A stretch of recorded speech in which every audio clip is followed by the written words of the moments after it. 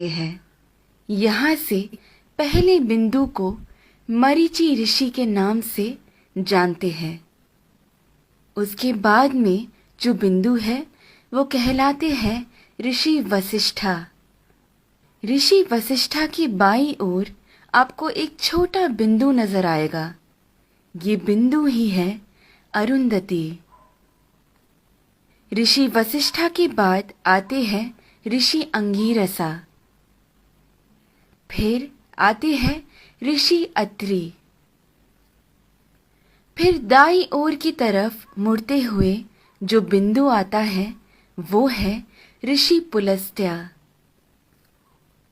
उसके बाद आते हैं ऋषि पुलह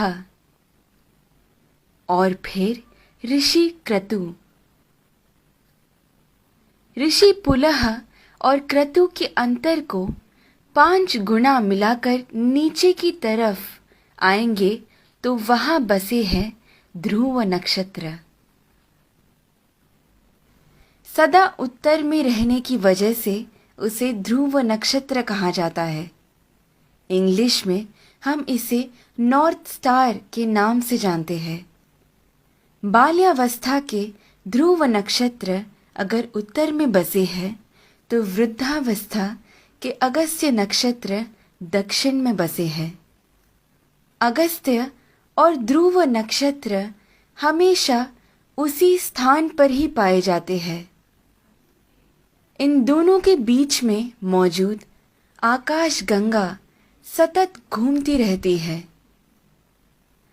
इस कारण से हमारी धरती अक्ष के ऊपर घूमकर घूमती रहती है। ये सच है कि सारा जगत भगवान के इर्द गिर्द घूमता रहता है,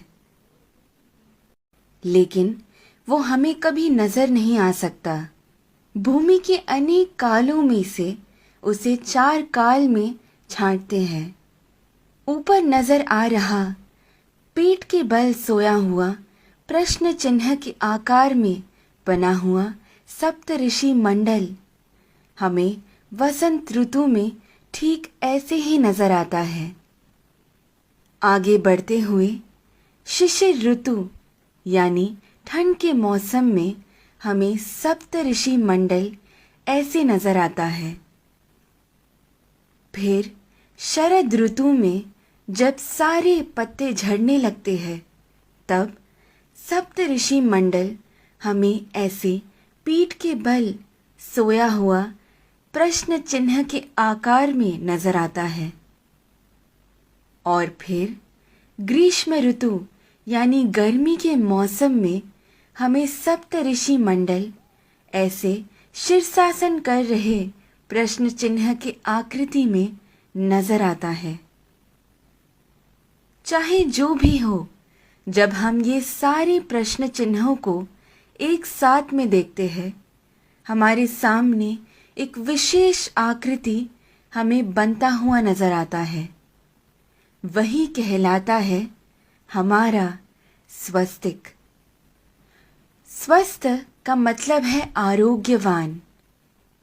स्वस्तिक का महत्व मेरे पिता मुझे हमेशा से बताते आए हैं, लेकिन हर क्षण प्रयोग में ला रहे इस स्वस्तिक का जन्म कहाँ से हुआ ये आज मेरे पिता द्वारा जाना, जो आप सभी में मैंने बांटना चाहा।